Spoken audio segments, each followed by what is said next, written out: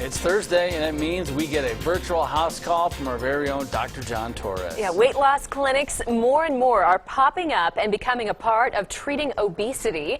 Dr. John is here joining us. Hey there, Dr. John. Yeah, hey, how are you guys doing today? Good to see you. Doing Great. well. So you're telling us about weight loss clinics today.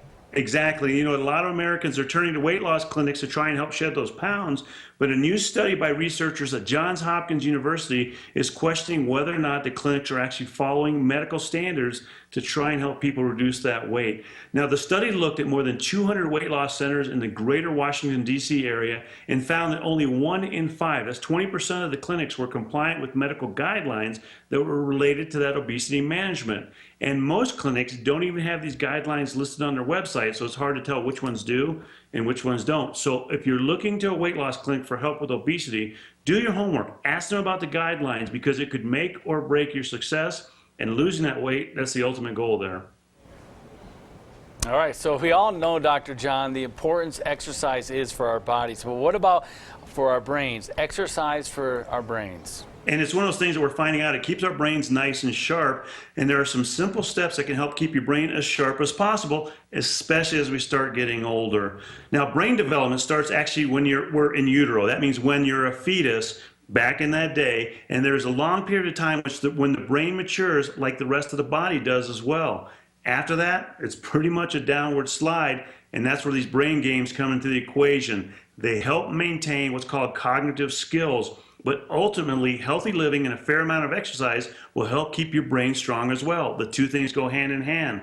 So if you want to play a few brain games now and then, it's probably not the worst thing you can do, but don't forget to get outside, meet new people, try something new, because those are the brain boosters that are free, and those are the ones that are really going to help you keep that brain sharp later in life. Yeah, change it up here and there. I was going to say, and Doc, before we move on to our next thing, what about for children and recess? I mean, a lot of schools are cutting back on recess, but there's been studies that show that kids who get out and exercise 10, 15 minutes a day during school really helps them in their learning. It helps them in their learning, helps them in their weight loss, it helps keep them away from drugs. The list goes on and on what it does, so hopefully they bring recess back. Yeah. Well, there are tasty ways to keep diabetes, weight gain, joint pain, and other age-related ailments at bay with so-called superfoods. Dr. John, those superfoods, pretty easy to find. They're easy to find, but you have to know where they are, and just because you can't eat certain foods, especially for diabetics, doesn't mean you shouldn't enjoy some other ones. The superfoods we're talking about, they have a low glycemic index. That means they're not going to raise your blood sugar as high as things like, cakes or cookies. In the fruit category, the superfoods are berries, blueberries, strawberries, blackberries. The berries list goes on, and they're all deliciously sweet, and they're great for you.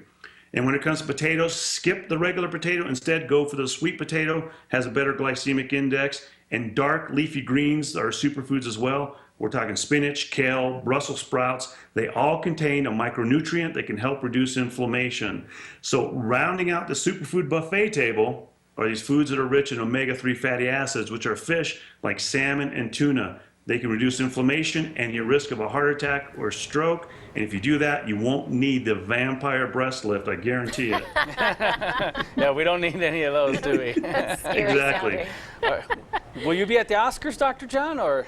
I'm not going to be at the Oscars. I'm still trying to get one of those bags, mainly for the Audi rental, but you never know. Yeah, that's a pretty sweet hookup right there. That's a really sweet hookup. All right, thanks a lot, Dr. John. We appreciate you joining us today. Hopefully we see you on Monday.